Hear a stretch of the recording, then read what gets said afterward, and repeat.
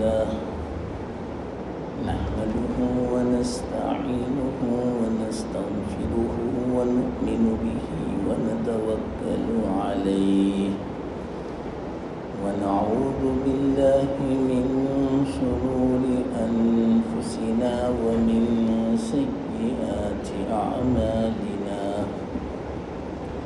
من يهده الله فلا مضل له ومن يضلله فلا هادي له ونشهد أن لا إله إلا الله وحده لا شريك له ونشهد أن سيدنا ومولانا محمدا عبده ورسوله صلى الله تعالى عليه وعلى آله وأصحابه وأزواجه وذرياته وأتباعه وبارك وسلم تسليما كثيرا أما بعد فأعوذ بالله من الشيطان الرجيم بسم الله الرحمن الرحيم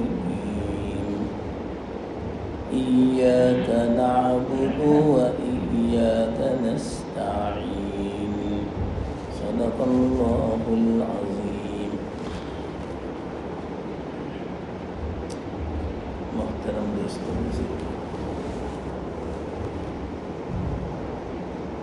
یہ جو آیت میں نے تلاوت کی اس کو بچہ بچہ جانتا ہے. روزانہ ہم الحمدللہ کتنی مرتبہ نماز میں دہراتے ہیں، لیکن ہمیں بعض مرتبہ پتہ نہیں کہ یہ آیت کتنی عظیم ہے، کتنی محتم بالشان ہے. اس سے آپ اندازہ لگاؤ، علماء نے، مفسرین نے خلاصہ نکالا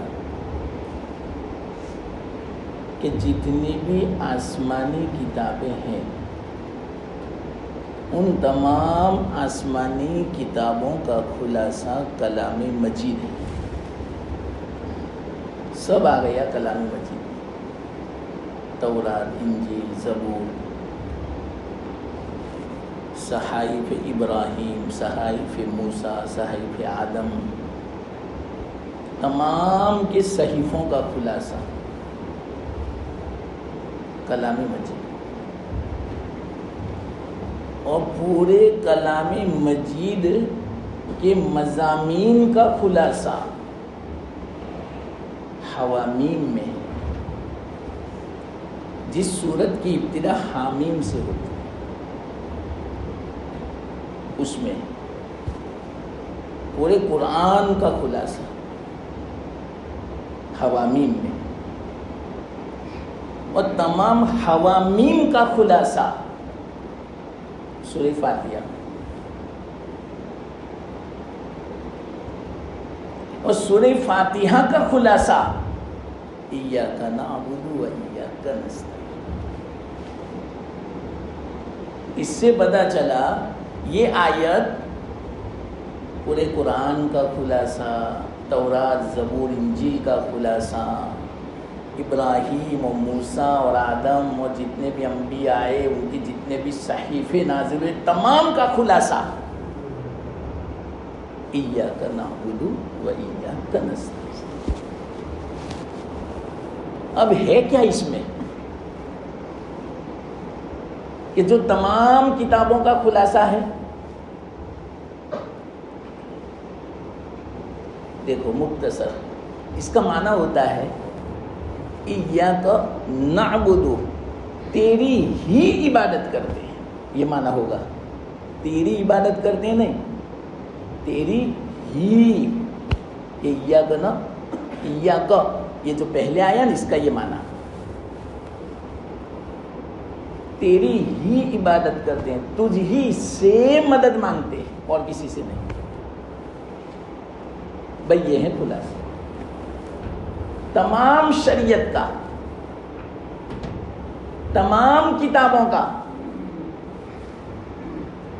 تمام انبیاء کی بعثت کا خلاصہ یہی ہے. تمام انبیاء نے یہی کہا، تمام کتابوں میں یہی بات ہے کہ اللہ ہی کی عبادت کرو، اور وہ عبادت سمجھائی، اور اس میں اللہ ہی سے مدد مانگو. اللہ کی مدد کے بغیر صحیح معنوں میں ہم اللہ کی عبادت نہیں کر سکتے. صرف عبادت نماز نہیں، نماز بھی عبادت ہے، نماز بھی ہی نہیں، نماز ہی عبادت ہے، نماز بھی، دونوں میں فرق ہے. روزہ بھی، حج بھی، زکوٰۃ بھی، اعتکاف بھی، تلاوت بھی، دعا بھی، یہ سب عبادت ہے. تو عبادت کا معنی کیا معلوم؟ اللہ کا حکم پورا کرنا. تو اللہ کا حکم تو صرف اس میں نہیں ہے، اللہ کا حکم تو زندگی گزارنے میں بھی ہے، معاملات میں بھی ہے، معاشرت رہن سہن میں بھی ہے. کس طرح رہنے کا ایک دوسرے کے ساتھ، مسلمانوں کے ساتھ، پڑوس کے ساتھ، رشتہ داروں کے ساتھ، ماں باپ کے ساتھ، میاں بیوی کو آپس میں کس طرح، اولاد کو ماں باپ کے ساتھ، ماں باپ کو اولاد کے ساتھ، غیروں کے ساتھ، جانوروں کے ساتھ، یہ سب اس کو بولتے ہیں معاشرت. تو اس میں بھی تو اللہ کا حکم ہے. جس طرح نماز فرض ہے اس طرح معاشرت بھی فرض ہے، معاملات بھی فرض ہے، یہ سب عبادت ہے. لیکن جب لین دین کا معاملہ آتا ہے، خرید و فروخت کا معاملہ آتا ہے، چیزوں کا، زمین کا، مکان کا، کھیتوں کا، تو پھر بعد میں اپنی من مانی چلاتے. اس وقت یہ نہیں کہتے یا کسی کو پوچھتے نہیں کہ اس میں اللہ کا حکم کیا ہے، کس طرح مجھے خرید و فروخت کرنی چاہیے، کس طرح مجھے یہ تجارت کرنی چاہیے. ہر چیز میں اللہ کا حکم ہے. تو عبادت کا معنی کیا؟ ہر چیز میں اللہ کا حکم پورا کرنا. تو آپ ہی بتاؤ، یہ آسان ہے؟ بہت مشکل ہے. نماز پڑھ لینا تو آسان ہے، اگرچہ بعضوں کو نماز پڑھنا بھی مشکل ہے. فجر میں پوچھو کتنا مشکل پڑتا ہے، کتنے تو آتے ہی نہیں. کیوں؟ کہ بہت مشکل پڑتا ہے، اٹھا نہیں جاتا. تو نماز پڑھنا بھی مشکل ہے آج کل تو. یا مثال کے طور پر دوپہر میں بازار میں گئے، کام میں نکلے، تب ظہر کی نماز پڑھنا کتنا مشکل ہے پوچھو. اس لیے فرمایا اللہ سے مدد مانگو، اللہ آسان کر دیجیے. نماز کیا، کوئی بھی حکم. لیکن ایک بات میں ضمن کہ اللہ کب مدد فرمائے گا معلوم؟ نماز بھی آسان کر دے گا، فجر بھی آسان کر دے گا، بلکہ تہجد بھی آسان کر دے گا، تلاوت بھی آسان کر دے گا. ہم دنیا کے کاموں میں مصروف ہیں، ایسے وقت میں نماز کے لیے آنا یہ بھی آسان فرما دے گا. یہ کب ہوگا آسان معلوم؟ سب سے پہلے ارادہ کرو، تہیہ، ارادہ، پختہ عزم مصمم کہ نہ کسی بھی حالت میں مجھے نماز پڑھنی ہے. جس طرح ہم کہیں سفر میں جاتے ہیں یا کوئی کام کرنا ہوتا ہے تو پہلے ارادہ نہیں کرتے نہ مجھے جانا ہے. اب صرف ارادہ نہیں کرتے، ارادے کے بعد کوشش بھی کرتے کہ چلو اب ہم ٹکٹ بنائیں، پلان بناتے ہیں، گاڑی والے کو 2-3 دن پہلے سے تیار کرتے ہیں، بک کروا دیتے ہیں. یہ ہے کوشش. تو ارادہ بھی کرو، کوشش کرو. اور تیسرے نمبر پر ہے وَإِيَّاكَ نَسْتَعِينُ. اب اللہ سے مانگو، اب اللہ آسان کر دے. تو 2 کام ہمارے ذمے ہیں، توفیق دینا یا اللہ کی. یاد رکھنا اس بات کو. ہم ایسے ہی سوتے رہیں کہ اللہ توفیق دے توفیق دے, نہیں ہوگی توفیق. ہمارے ذمے جو کام ہے وہ پورا کرنا پڑے گا. تو ہمارے ذمے اللہ تعالیٰ نے انسان کو اختیار دیا ہے, عقل دی ہے اللہ تعالیٰ نے. ہم دنیا کے کاموں میں کرتے ہیں نا عقل کو استعمال, تو دین کے کاموں میں کیوں نہیں کرتے؟ تو وَإِيَّاكَ نَسْتَعِينُ, تجھی سے مدد. کب؟ پہلے ارادہ کرو, کوشش کرو, پھر مدد مانگو, ضرور اللہ توفیق دے گا. 5 وقت کی نماز تکبیر اولیٰ کے ساتھ پڑھنے کی توفیق دے گا. ارادہ کرو, پھر بعد میں دیکھنا زندگی کا لطف. اسی طرح کوئی بھی لین دین کرنا ہو, معاملہ کرنا ہو, تجارت کرنی ہو, اس وقت ارادہ کرو کہ مجھے شریعت کے مطابق کرنا ہے. کسی مفتی عالم سے میں پوچھوں گا, ان سے میں مشورہ لوں گا, میں کس طرح تجارت کروں, میں کس طرح اس زمین کو بیچوں, یا میرے ذہن میں یہ صورت آتی ہے, یہ صحیح ہے یا غلط, میں اس طرح مکان بیچنا چاہتا ہوں, صحیح ہے یا غلط. پہلے ارادہ کرو کہ میں شریعت کے مطابق, اللہ کے حکم کے مطابق مکان بیچوں گا, شریعت اور اللہ کے حکم کے مطابق زمین بیچوں گا, خریدوں گا, پلاٹ, یہ وہ سب کچھ. پھر کوشش بھی کرو, عالم سے پوچھو, مفتی سے پوچھو, پھر اللہ سے دعا کرو, دیکھو پھر اللہ آسان فرمائے. اس کو بولتے ہیں عبادت. اس کے بغیر بہت مشکل ہے مسلم. اب میں مختصر کہتا ہوں, ایاک نعبد و ایاک نستعین پورے قرآن کا خلاصہ ہے. یہ اللہ فرماتے, پورے قرآن کو کیوں نازل فرمایا؟ اس کے مطابق زندگی گزارو, یہ عبادت ہے, یہ اللہ کا حکم ہے. تو قرآن میں صرف نماز نہیں ہے, قرآن میں تو ایک دوسرے مسلمان سے کس طرح ملے, کسی کے گھر جاویں, کس طرح جاویں, سب لکھا ہوا ہے. اگر اسلامی حکومت ہو تو کس طرح حکومت چلانے کی وہ بھی لکھا ہوا ہے. غیروں کے ساتھ کس طرح سلوک کرنے کا یہ بھی لکھا ہوا ہے. قرآن میں کوئی بات نہیں چھوڑی. نکاح کرے تو کس طرح کرے, میراث تقسیم کرے تو کس طرح کرے, سب لکھا ہوا ہے. کوئی چیز نہیں چھوڑی قرآن میں. تو پورے قرآن کا خلاصہ ایاک نعبد, تو کیا مطلب ہم تیری عبادت کرتے ہیں, یعنی پورے قرآن پر ہم عمل کرتے ہیں. اور پورے قرآن پر عمل کرنا یا اللہ تیری مدد کے بغیر آسان نہیں. ایاک نستعین, تجھ ہی سے مدد طلب کرتے ہیں, تو ہماری مدد فرما. یہ میں کیوں سمجھاتا ہوں معلوم, اس لیے کہ جب ہم نماز میں پڑھیں نا تو ذرا دھیان سے پڑھیں, صرف تلاوت جیسا نہ پڑھیں کہ ایاک نعبد, نہ, اس کا جو معنی ہے سوچو اور یوں کہو ایاک نعبد و ایاک نستعین, اللہ تیری ہی. بولنے کا نہیں ترجمہ زبان سے, اگر زبان سے بولو گے تو نماز فاسد ہو جائے گی. سوچو صرف کہ کیا معنی اس کا ایاک نعبد و ایاک نستعین, مجھے اسی مدد. تو اس طرح دھیان اور توجہ کے ساتھ ہمیں پڑھنا چاہیے. اور دوسری بات پتا, ہم تجھی سے مدد مانگتے ہیں, تو اب کس چیز میں مدد مانگے ہمیں تو کچھ پتا نہیں. حقیقت میں اگر ہمارے اوپر یہ بات چھوڑ دی جاتی کہ چلو عبادت کے بعد تم مدد مانگو, استعانت, تو ہم کس چیز کو مانگتے ہیں؟ دنیا کو مانگتے. بس ہمارے سامنے دنیا ہے کہ میری دنیا بن جائے, میرا مکان اچھا بن جائے, میری تجارت اچھی چلے, میرا بیلنس بہت ہو جائے, مجھے راحت ہو, اچھی بیوی مل جائے, اور جو میری تمنا ہو پوری. ہم تو یہی مانگتے, حالانکہ ہمیں پتا نہیں کہ انسان کی سب سے بڑی ضرورت کیا ہے. ہم اسی کو سمجھتے ہیں, اسی کو سمجھتے ہیں کہ سب سے بڑی ضرورت یہ ہے. حالانکہ ہم پوری دنیا کے مالک بن جاویں, پوری دنیا کے بادشاہ بن جاویں, پھر بھی قلیل ہے. کل متاع الدنیا قلیل. اللہ فرماتے اے محمد صلی اللہ علیہ وسلم, لوگوں سے کہہ دو ساری دنیا کا متاع قلیل ہے.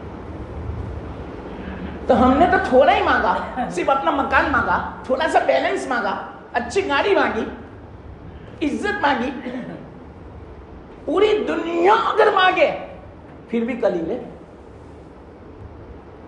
تو اللہ کو پتا تھا کہ میرے بندے کو معلوم نہیں مانگنے کی کیا چیز ہے.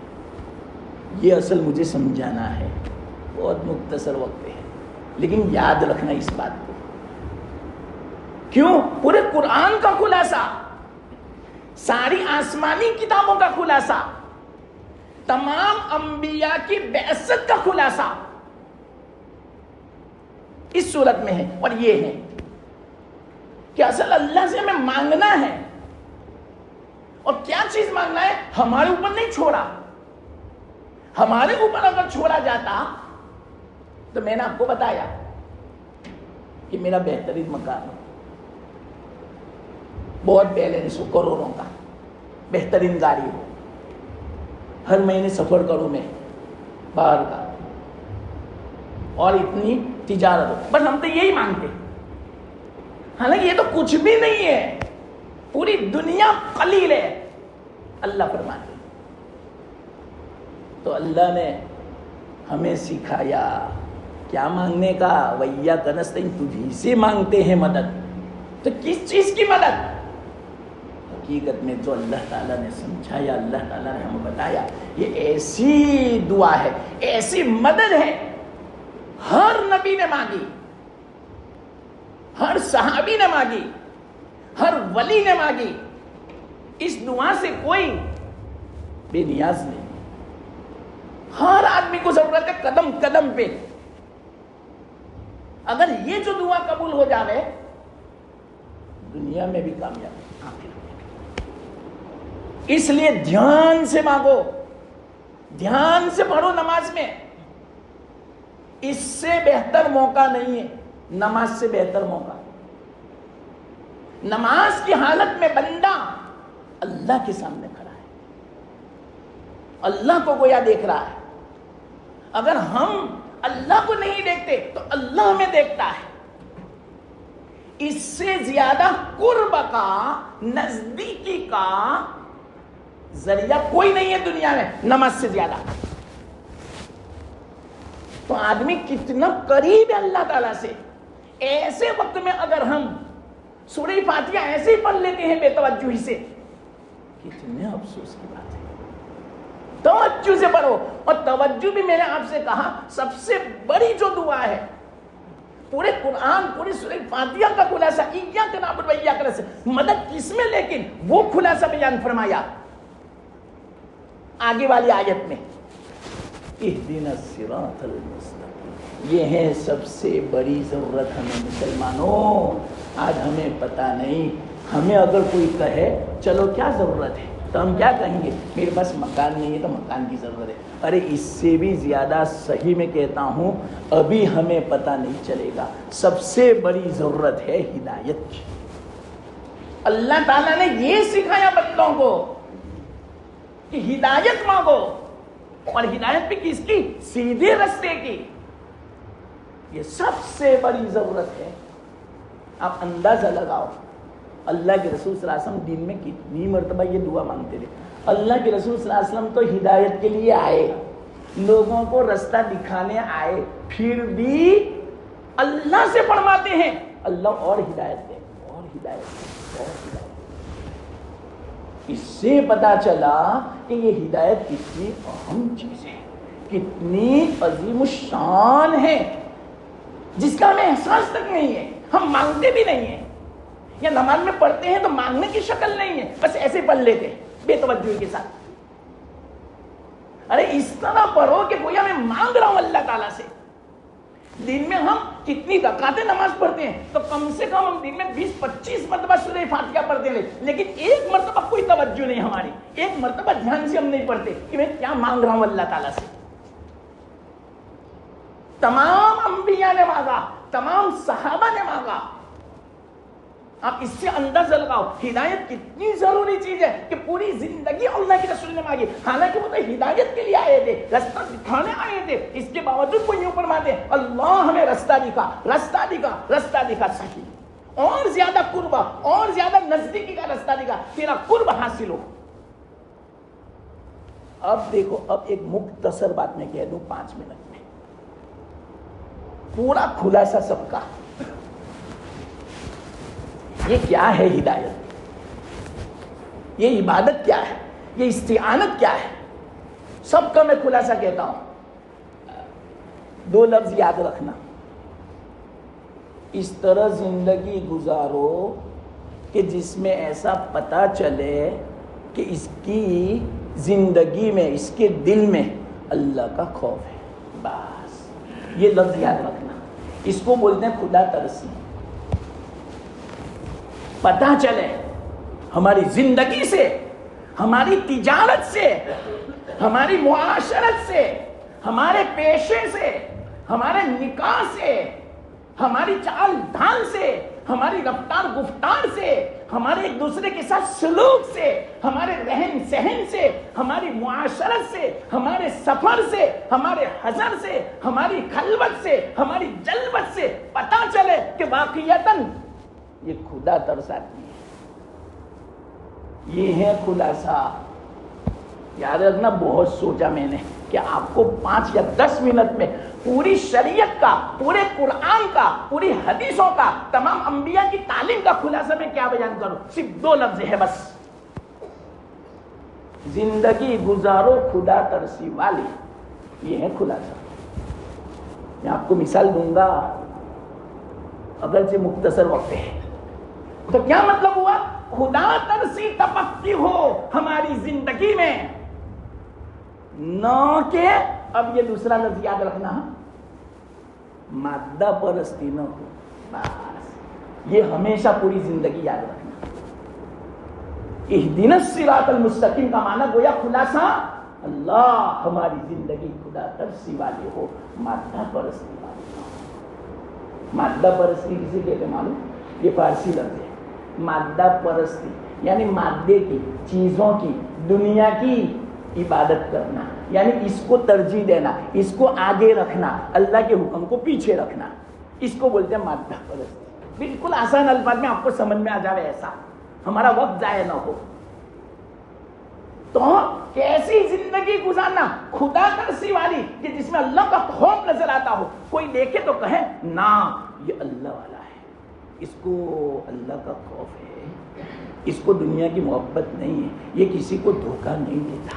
خدا ترسی والا دھوکہ نہیں دیتا, خدا ترسی والا خیانت نہیں کرتا, خدا ترسی والا جھوٹ نہیں بولتا, خدا ترسی والا کسی کا حق نہیں مارتا, خدا ترسی والا حرام نہیں دباتا, خدا ترسی والا گناہ نہیں کرتا, خدا ترسی والا ہر وقت آخرت کی فکر کرتا ہے, خدا ترسی والا ہر ایک کے ساتھ نرمی کا معاملہ کرتا ہے, خدا ترسی والا ہر ایک کا حق ادا کرتا ہے, خدا ترسی والا ظلم نہیں کرتا, خدا ترسی والا کسی کو نہیں ستاتا, خدا ترسی والا نماز کی پابندی کرتا ہے, خدا ترسی والا برابر زکوٰۃ کا حساب کر کے دیتا ہے, خدا ترسی والا کسی کا حق نہیں دباتا, حق نہیں مارتا, خدا ترسی والا رحم کرتا ہے, خدا ترسی والا شفقت مہربانی کا معاملہ کرتا ہے, چاہے جانور کیوں نہ ہو, غیر کیوں نہ ہو, تو اپنوں کے ساتھ کیسا معاملہ کرے گا. خدا ترسی والا ماں باپ کا حق ادا کرتا ہے, ماں باپ کو راضی کرتا ہے, خوش کرتا ہے, اولاد کی تربیت صحیح کرتا ہے, پڑوس کا حق ادا کرتا ہے, پڑوس کو تکلیف نہیں دیتا.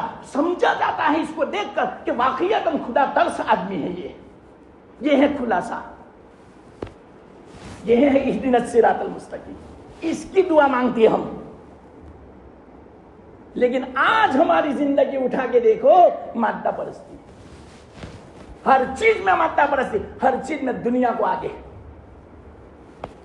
بس دنیا کا مفاد دیکھتے ہیں, میرا فائدہ ہو, میرا مقصد ہو, لوگ چولہے میں جائیں, مجھے اس سے کوئی پرواہ نہیں. اللہ بھائی اس کا حق دبتا ہے, میں خود نہیں جانتا, مجھے ملتا ہے نہیں, ارے تجھے ملتا ہے, بات صحیح ہے, یہ کتنا ناراض ہوتا ہے. کل جواب دینا اللہ تعالیٰ کو, خدا کا خوف ہے کہ نہیں, تو کیا کہتے ہیں بعض مرتبہ, وہاں پھول لیں گے, دیکھ لیں گے وہاں پر, ارے وہاں کوئی نہیں دیکھ سکے گا, وہاں کسی کا نہیں چلے گا. دنیا میں اللہ تعالیٰ نے مہلت دی ہے, امتحان ہے یہ جگہ. دیکھنا چاہتا ہے اللہ تعالیٰ کہ کون میری عبادت کرتا ہے, میرا حکم کون بجا لاتا ہے, اور دنیا پرستی کون کرتا ہے, دنیا کو آگے مقدم کون کرتا ہے, دنیا کے کاموں کو ترجیح کون دیتا ہے. یہ اللہ دیکھنا چاہتا ہے دنیا میں. ہمارا حال تو کیسا ہے معلوم؟ اب میں ایک دو واقعے سنا دوں تو آپ کو سمجھ میں آئے. خدا ترسی کسے کہتے ہیں, مادہ پرستی کسے کہتے ہیں, بغور سننا. ایک مختصر واقعہ پہلے میں سناؤں. امام بخاری رحمۃ اللہ علیہ سب جانتے ہیں, یہ کپڑے کا بھی پیشہ کر لیتے تھے, تجارت. ان کے پاس ایک بہت عمدہ کپڑے کا تھان آیا, بہت بہترین. مغرب کا وقت تھا, اس زمانے میں لائٹ تو تھی نہیں. ایک آدمی دیکھنے آیا, اس کو پسند آیا. اس نے کہا امام صاحب کیا قیمت ہے؟ تو کہا 5,000 درہم. 5,000 درہم, اس سے اندازہ لگاؤ کتنا مہنگا ہوگا. ٹھیک ہے, لیکن دیکھو اب خدا ترسی دیکھو. امام صاحب نے یوں فرمایا, دیکھو بھائی ابھی مغرب کا وقت ہے, صاف نظر نہیں آتا کپڑا. ہو سکتا ہے کہ ابھی آپ لے جائیں, گھر جا کر صبح میں جب دیکھیں تو آپ کو کہیں حسرت افسوس نہ ہو, پچھتاوا نہ ہو کہ یہ کپڑا جو میں نے سوچا تھا ایسا تو نہیں نکلا, تو آپ کو افسوس ہوگا. اس لیے کام کرو, ابھی نظر نہیں آتا, صبح میں روشنی میں 9-10 بجے آنا اور برابر دیکھنا, آپ کو دھوکہ نہ ہو. اللہ, آج دکان والا ایسا کرے گا, بلکہ دھوکے والا پہلے جانے دے گا کہ پتہ نہ چلے, ڈیمیج ہے, پتہ کہنا مت. اور پھر خوش ہوتا ہے کہ میرا کپڑا نکل گیا ڈیمیج. اور کتنے میں؟ اچھا جو کپڑا, عمدہ جو کپڑا جو ہے, اس کی قیمت جو ہے اسی قیمت میں نکلا. اور لوگ بھی واہ واہ کرتے ہیں کہ لے تو کتنا ہوشیار ہے, تجارت میں ہمیں سکھانے. انا للہ, مادہ پرستی والے کو واہ واہ کرتے ہیں, شاباشی دیتے اور خوش ہوتے. حرام ہے حرام. دیکھا, مادہ پرستی اس کو بولتے ہیں, خدا ترسی اس کو نہیں بولتے. خدا ترسی ہوتی تو کیا کہتا, نہیں بھائی اس کپڑے میں یہ عیب ہے, یہ کپڑا 1,000 روپے کا ہے لیکن عیب کی بنا پر 300 روپے کم ہو گئے. ہے کوئی ایسا بولنے والا؟ واللہ آج ہماری زندگی کیسے گزرتی ہے, مادہ پرستی. اس لیے یہ آپ کہیں گے کہ یہ عنوان آپ نے کیوں اختیار کیا؟ ارے آج جو حالات ہیں, اللہ کی مدد جو مسلمانوں کے ساتھ نہیں ہے, اسی بنا پر ہے کہ خدا ترسی مسلمانوں میں نہیں رہی, مادہ پرستی آ گئی. اس لیے, اور اللہ نے مدد کا وعدہ کیا ہے کب؟ جب کہ خدا ترسی ہوگی, میرا حکم مانو گے, نہ کہ مادہ پرستی. حدیث میں ہے یہ بات, میں خلاصہ میں کہتا ہوں کہ ایسا کیوں ہوگا کہ مسلمان تعداد میں بہت زیادہ ہوں گے, پھر بھی سمندر کے جھاگ کے برابر لوگ پھینک دیں گے. یا اللہ, یہ امریکہ کا صدر ابھی اسلامی ملکوں کا دورہ کیا, غلاموں کی طرح پیچھے پیچھے گھوم رہے ہیں, اور قطر والے نے $400 کروڑ کا پلین ہدیے میں دیا, اور بازو میں فلسطین پانی کے لیے ترس رہے مسلمان, ایک اپنے دنیا کے فائدے کے لیے. اس کو بولتے ہیں مادہ پرستی. ان کو پتا نہیں کہ مجھے کل جواب دینا ہے ان کے بارے میں, ان بچوں کے بارے میں, کہ ہم نے کیا خیال کیا فلسطین والوں کا. اگر اللہ کا خوف ہوتا, قسم کھا کے میں کہتا ہوں اتنا اکرام نہ کرتے یہ امریکہ کے صدر کا. کتنا اکرام, غلاموں کی طرح. اور کیا کیا نہیں ہوا سب معلوم ہے, بس میں صرف اشارہ کرتا ہوں. تو پھر کہاں سے مدد آ رہے؟ یہ ہے مادہ پرستی. ہاں تو کیا ہوا؟ آج ہم بھی خوش ہیں, جاؤ بازار میں گھومو, لوگ بہت خوش ہوتے ہیں اس طرح کا مال جب نکل جاتا ہے. تو کیا کہا معلوم امام صاحب نے, صبح میں آنا, اجالا ہوتا, اللہ کا کرنا. ان کے آنے سے پہلے ایک دوسرا آدمی آیا کہ امام صاحب ہم نے سنا آپ کے پاس بہت بہترین کپڑے کا تھان آیا ہے, مجھے بتاؤ. نہیں لیکن نا, سودا ہو گیا, بات ہو گئی ہے, ابھی سودا نہیں ہوا تھا, صرف بات ہوئی کہ میں نے وعدہ کیا ہے بھائی. انہوں نے کہا مجھے بتاؤ تو صحیح کہ یہ کپڑا, اوہو میں 10,000 درہم دیتا ہوں. غور سننا مسلمانوں, کیا کہا؟ 10,000 درہم مجھے دے دے. نا 10,000 کیا 50,000 دو گے, 1,00,000 دو گے, پھر بھی نہیں. میری بات ہو گئی, سودا نہیں ہوا تھا. ہاں صرف زبان دی تھی, زبان کہ 5,000 میں وعدہ ہوا تھا, میں نہیں دے سکتا آپ کو. ہاں وہ نہ کہیں دیکھنے کے بعد تو پھر آپ کے ساتھ سودا ہوگا. اب بتاؤ, ہمارا کسی پلاٹ کے ساتھ, زمین کے ساتھ سودا ہو جاوے 5 کروڑ کا, ابھی وعدہ ہوا ہے, بات چل رہی ہے, اور یوں سمجھو 90% بات ہو چکی. دوسرا آدمی آیا, 5 کروڑ میں 6 کروڑ دیتا ہوں, نہ کہہ دو ہیں. اب بیچ سودا پکا آپ کا 6 کروڑ والا. 5 کروڑ والا گیا, صبح میں وہ آیا 5 کروڑ, بھائی نہیں بھائی مجھے نہیں بیچنا ہے. 1 کروڑ کے خاطر جھوٹ بھی بولا, وعدہ خلافی کی, دھوکہ بھی دیا, اللہ کو ناراض بھی کیا. اب میں قسم کھاؤں آگے ایک بات پر, 1 کروڑ نفع ملا نا, 1 کروڑ جو نفع ملا آپ نے دھوکے سے کمایا, خیانت سے کمایا, وعدہ خلافی سے کمایا, اللہ کو ناراض کر کے کمایا. اس پیسے میں برکت نہیں ہوگی, یہ 1 کروڑ 5 کروڑ کو بھی برباد کر دے گا. سنو مسلمانوں, کان کھول کے, وہ جو 5 کروڑ آنے والے تھے 1 کروڑ کم, اس میں برکت تھی. 5 کروڑ میں اللہ اتنا کام کرا دیتا 50 کروڑ کے برابر. اب 6 کروڑ میں بھی اتنا کام نہیں ہوگا, 6 لاکھ کے برابر. یہ اللہ کا وعدہ ہے. نہیں سمجھتے مسلمان, کیوں نہیں سمجھتے؟ مادہ پرستی غالب ہے, خدا ترسی نہیں اس بنا پر. یہ ہے پورا خلاصہ سورہ فاتحہ کا, کہ خدا ترسی والی زندگی گزارو, مادہ پرستی والی نہیں. یا اللہ, میں کیا بتاؤں, بڑی بڑی جو ہسپتالیں ہیں آپ سب جانتے ہیں, وہاں کیا ہوتا ہے. بعض مرتبہ آپریشن کی ضرورت نہیں ہے, پھر بھی آپریشن کرتے ہیں خام خواہ, اور 10 لاکھ بل لے لیتے ہیں. حالانکہ وہ بڑے بڑے جو ڈاکٹر بنے, ان سے کہا جاتا ہے دیکھو خدمت کرنا مخلوق کی, شفقت کے ساتھ پیش آنا, بیچارہ غریب ہو تو ذرا مدد کرنا, رعایت کرنا. ارے غریبوں کا بھی خون چوس لیتے ہیں. جو مسیحا ہیں امت کے ڈاکٹر لوگ رحم والے, ان سے باقاعدہ عہد لیا جاتا ہے پڑھانے کے وقت. اس کے باوجود مادہ پرستی اتنے غالب ہیں کہ غریبوں کو بھی نہیں چھوڑتے. وہ کتنے ایسے واقعات ہیں آپ سب کو معلوم ہے. یا اللہ